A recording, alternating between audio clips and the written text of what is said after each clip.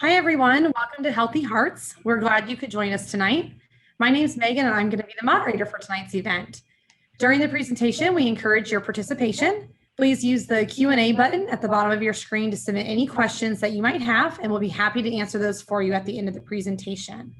This presentation is being recorded and will be available to view afterwards on the Iredell Health System YouTube channel in the coming days. I'd like to now introduce you to our speaker. Dr. Ray Georgeson grew up in a small farming town in Kerman, California, about 30 minutes west of Fresno. He attended a small Christian academy for elementary and high school and completed his undergraduate work at Pacific Union College. It was there where he obtained his bachelor's in chemistry with an emphasis in biochemistry. He attended Loma Linda University for his medical degree, where he also completed his internship and residency in internal medicine. Following a year of chief residency in the internal medicine department, he spent 3 years of specialty training in cardiology. Dr. Georgeson moved to Iredell County in 1996 and joined Piedmont Healthcare the year of its inception. He will celebrate 25 years in Statesville and with Piedmont this year. He is married to Christy, with whom he has a blended family of 4 children.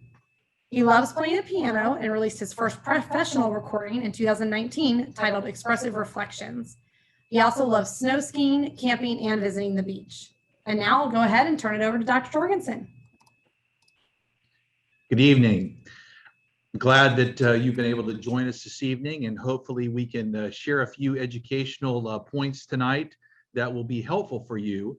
And I just wanted to do a quick little reminder about the 3 previous lectures to me. February the 4th, Dr. Bradley Martin talked about when do I know something is wrong. This was followed by Women and Heart Disease from Tori Hudgens.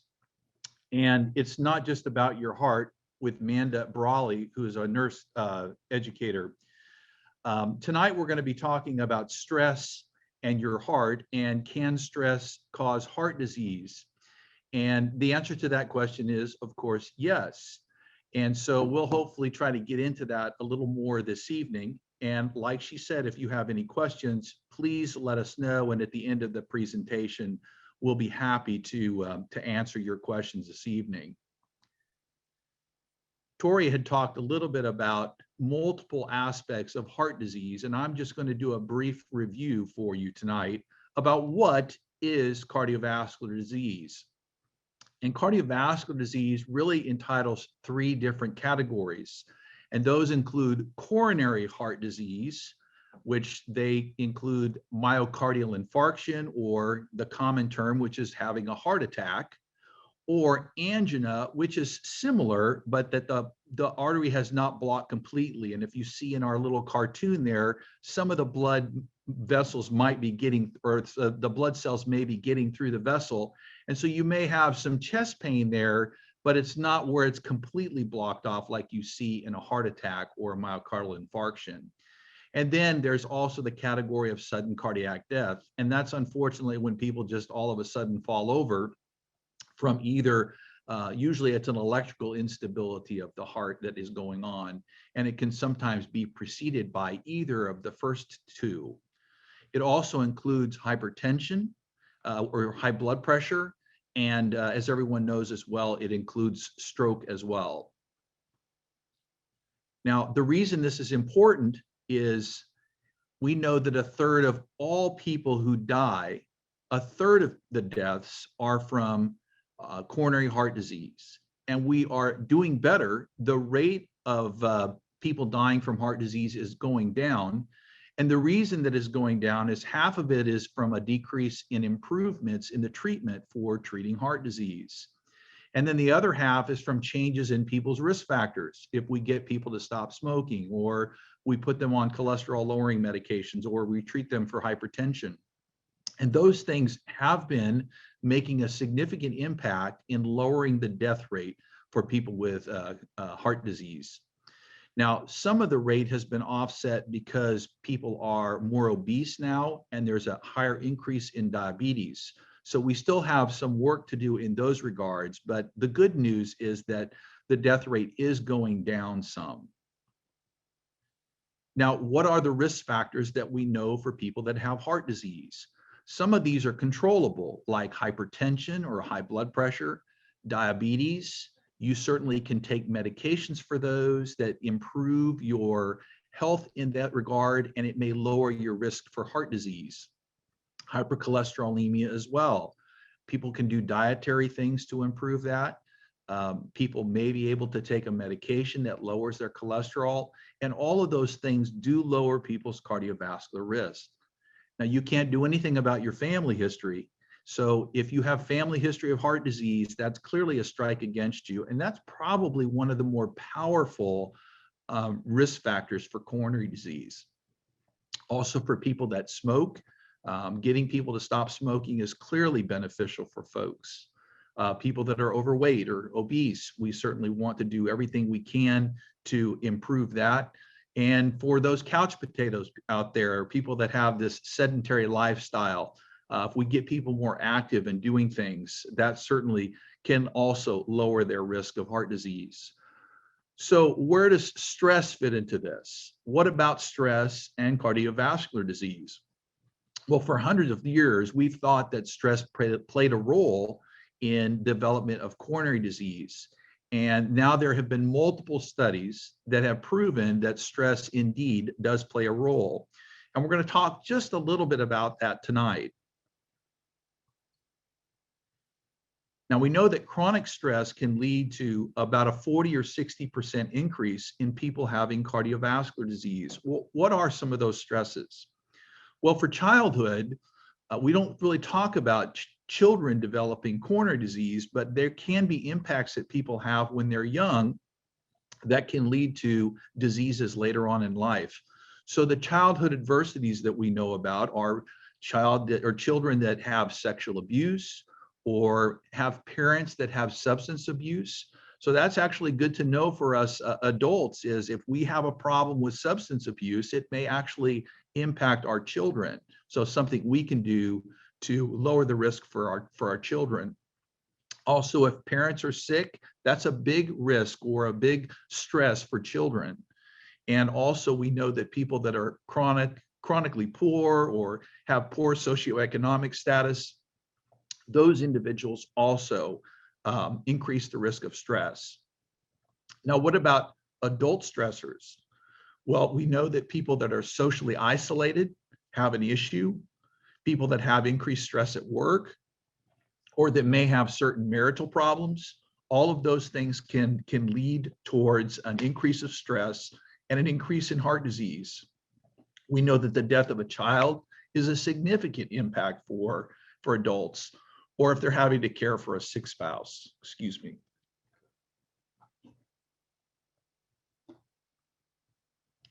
Now, how exactly does it work? And I'll try not to get too far in the weeds here, but I'll try to explain it as best I can. We know that stress leads to inflammation inside the coronary artery. And the inner lining of the coronary artery is called the endothelium. And so this inflammation causes endothelial dysfunction, which then attracts those bad cholesterol molecules that we describe as the LDL. And those bring immune cells, and then those immune cells bring cytokines, and it causes a cascade of events that causes the artery to close off. It starts with hemostatic factors, and then all of a sudden the plaque becomes disrupted, and then you have an issue or a problem with the coronary artery that stops the blood flow. And stress plays a huge role in the endothelial dysfunction that we see, and it also affects the cytokines. So those are two areas specifically that we know that stress plays a big part on. Excuse me, I'm sorry, my voice is a little bit here.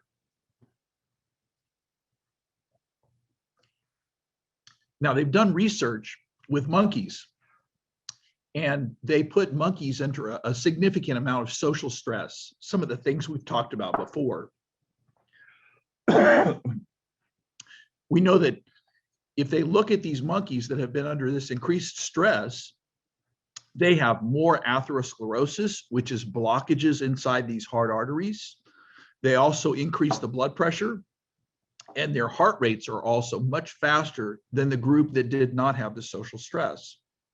They're many times more overweight, And then more of the monkeys have what we call the metabolic syndrome.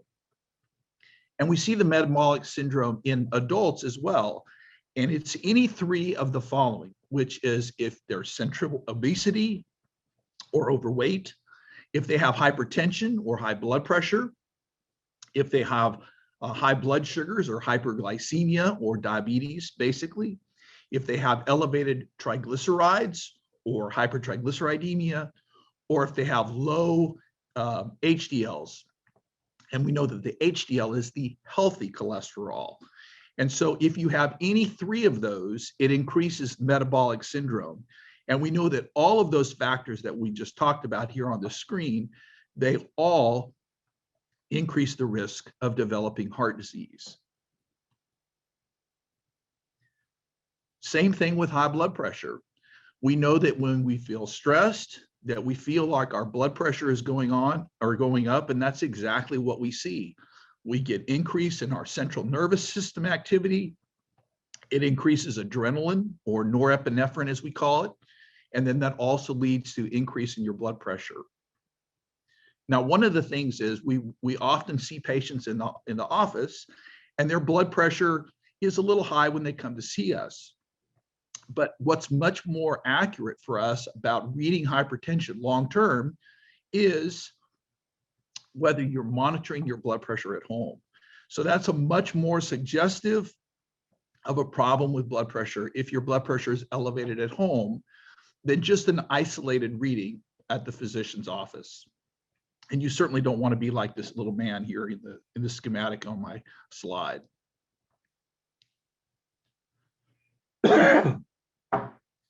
So what happens in an acute heart attack or acute cardiac event? Well, what we try to describe is when you start to develop cholesterol within the wall of the artery, it starts getting bigger and bigger.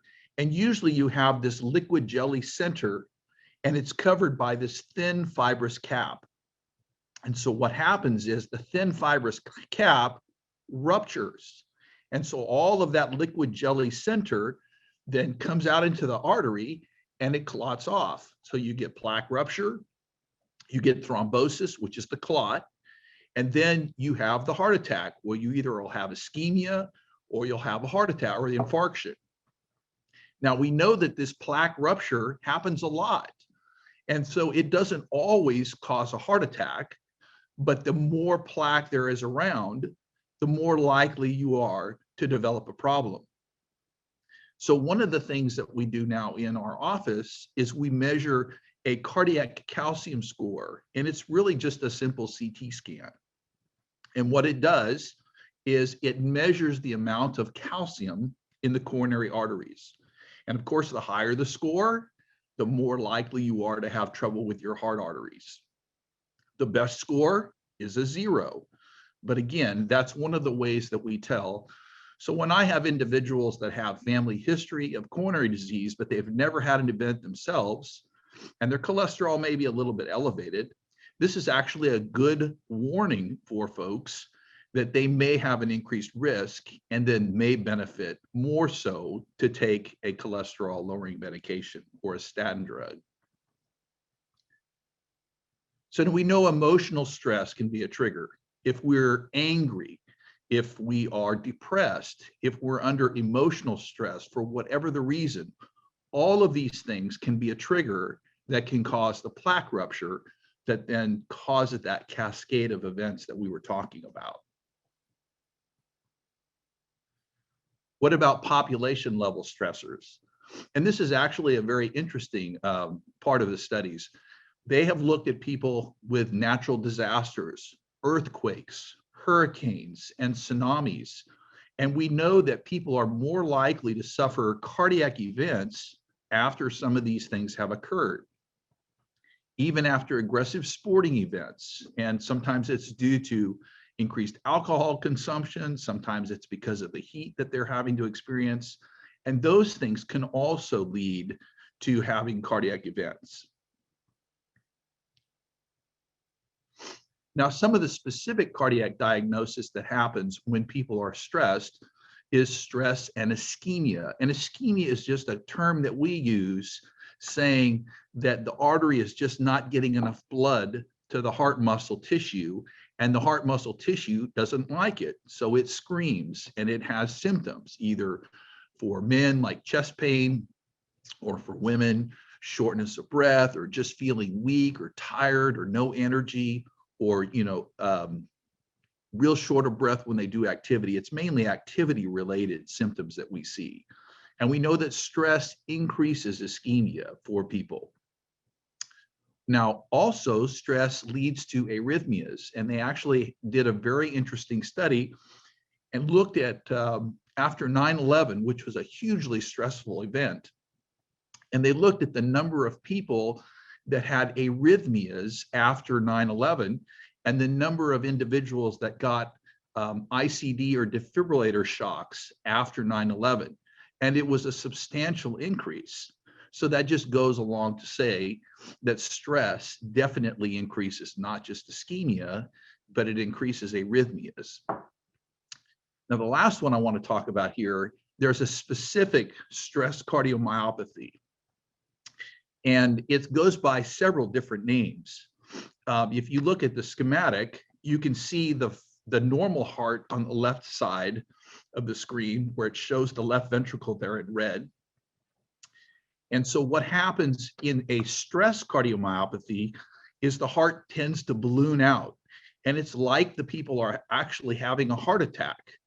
But what happened was there were physicians in Japan, and they noticed that when they looked at the left ventriculogram, which is a special X-ray that we use when we're doing people's heart catheterizations, and it was big and baggy.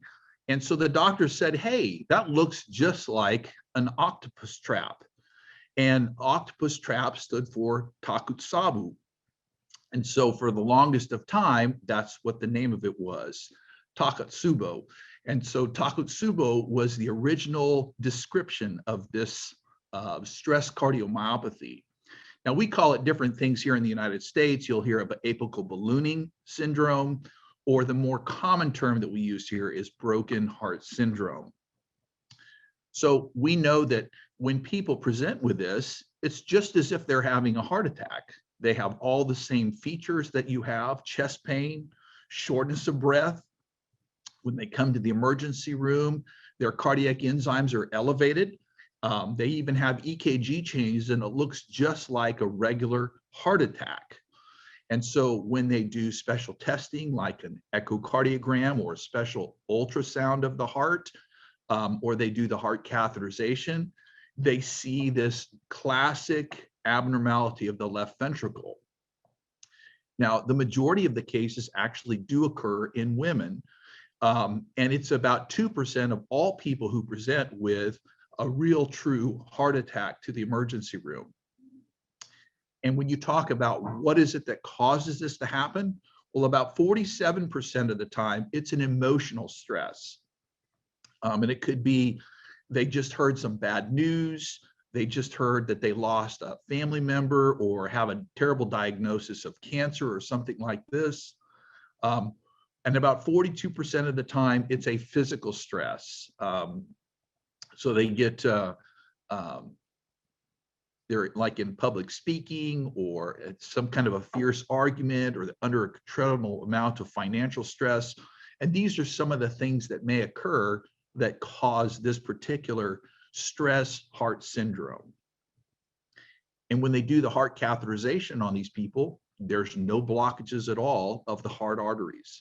And so we feel like it's all driven by catecholamines, and catecholamines are just a fancy name that we use for adrenaline, basically. Now, what about people who have had a heart attack and have stress following a heart attack? Now, we know that depression is common after people have had heart attacks. And in fact, about 1 in 5 patients who've had a heart attack develop depression. And so those are some of the things that we commonly ask people after they've had a heart attack. And if you had a heart attack and you're feeling depressed afterwards, it is something that you need to make sure that you mention to your doctor so that they can get you some treatment for that. Because most of the time, it's completely reversible after 3 to 6 months, and people actually do start to feel better. There's also an increase of stress in work after a heart attack, and especially in young patients who've had heart attacks that try to go back to work. They undergo a tremendous amount of stress, and it can be really problematic for them. There can be financial stress after having a heart attack. Sometimes your medical bills become exorbitant, and so people have a lot of financial stress about that. And of course, those are not good things for your heart either. The largest study where they looked at that, they looked at about 4,000 patients that had a heart attack. And if people had low stress, about 9% of those people died within 2 years. But if they had high stress, it was almost as high as 13%. Now, those numbers seem a little high. And I guess the bottom line of that is if you have no stress, you do much better.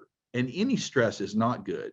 But there's a clear, important difference between people that continue to have high stress versus low stress immediately after having the heart attack. So how do we decrease our stress? Well, first of all, you want to make a differentiation between stress and anxiety. Anxiety is a medical problem. And so if you're exceptionally anxious, that's something that you need to see your physician for to make sure that you get some treatment for the anxiety. But how can you tell if you're experiencing stress? Well, if you feel stressed, you may eat too much to help you calm down. You can either speak too fast or even eat too fast. That can be a sign that you're stressed. Drinking more alcohol or smoking more cigarettes, those can be markers that you are under stress. If you're overworking, if you procrastinate, if you don't sleep very well, or if you sleep all the time, those are two things that you can look for that can say, hey, maybe I'm under too much stress right now. Sometimes you try to do things and you kind of get flustered, and that can be problematic as well. So if you notice any of those things, then you may be under too much stress. So how can you fix that? Well, the best way to fix that is typically getting stress management. And if you speak with your physicians, many times they can sort of help to direct you into things that you can do to help lower your stress. Because we all know that these stressful things can be very dangerous and troublesome to your heart. And that's all I have for you tonight. Great. Thank you, Dr. Georgeson. That was very informative. And I know it makes me think a lot about the stressors in my life. And I think certainly in when we've just ended almost a full year of a pandemic, we certainly can see that there are a lot of things to consider. We didn't have any questions. So just as a reminder to everybody, we have recorded this and all of the other Healthy Heart seminars, as Dr. Georgeson mentioned in the beginning of his presentation. Those will be available on the Iredell Health System YouTube channel in the coming days. And we hope that you have enjoyed this series. Please feel free to go back, reflect on it, and share it with any others. And we thank you for joining us tonight.